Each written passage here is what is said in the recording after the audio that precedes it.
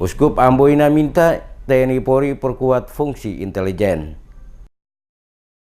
Maraknya aksi teror bom yang terjadi di Surabaya dan Riau serta beberapa kota lainnya di Indonesia tidak menutup kemungkinan karena lemahnya kinerja intelijen. Uskup Diosis Amboina MGRP Simandagi berharap aparat keamanan segera memperkuat peran intelijen di lapangan untuk meminimalisir berbagai kejadian aksi teror. Anggota intelijen, kata Uskup Mandagi, harus menciptakan sinergitas dalam tugas di lapangan. Selain itu, ia juga berharap intelijen TNI dan Polri lebih meningkatkan peran dan fungsinya sebagai pengumpul keterangan serta menjalin koordinasi dengan baik. Menurutnya, peningkatan kemampuan intelijen sangat perlu karena semakin hari permasalahan makin kompleks. Ia mencontohkan, salah satu yang paling penting adalah kerawanan masalah suku, agama, ras, dan antar golongan. Mendagi berharap intelijen dapat meningkatkan daya endusnya sehingga tindakan preventif bisa dilakukan secara efektif. Intelijen juga diminta memperkuat jaringan hingga ke desa-desa. Ia menyebutkan, teroris selalu ingin mencuri perhatian publik. Teroris yang mengatasnamakan sebuah agama itu hanyalah ajang untuk pengalihan makna.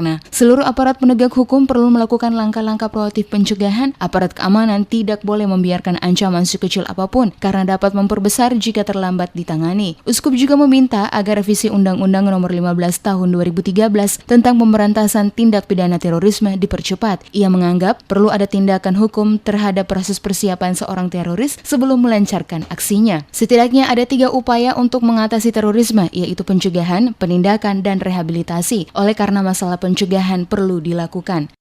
Aman di masa-masa yang lalu. Paling penting pencegahan, bukan penindakan.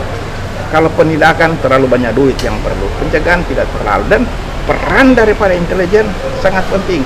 Ya, jangan misalnya terjadi antara intelijen polisi dan intelijen tentara berkelahi. Mungkin karena ada lahan-lahan kosong, saya bilang. Jangan. Tapi harus bersatu untuk mencegah. Jadi kita harus tingkatkan juga intelijen di sana. Tadi saya terang-terangan bilang di hadapan Panglima, Pangdam, dan di hadapan juga Kapolda. Jadi ini yang harus, intelijen harus bekerja keras. Uskup juga meminta masyarakat di Maluku, khususnya di kota Ambon, tidak terprovokasi dengan paham radikal karena dapat membawa mudarat dan memecah belah umat. Menurutnya, paham radikalisme itu dapat dianut dan disebar oleh perorangan maupun kelompok. Itu sebabnya masyarakat diminta tidak mudah terpengaruh dengan hal semacam itu. Masyarakat diharapkan tidak percaya terhadap kabar miring yang datang baik lewat media sosial dan lainnya yang kebenarannya belum tentu bisa dipertanggungjawabkan. Saat ini banyak beredar isu-isu hoax. Oleh karena itu, masyarakat agar dapat melakukan penyaringan terlebih dahulu sebelum menyebarkannya ke pihak lain karena ini sangat berbahaya.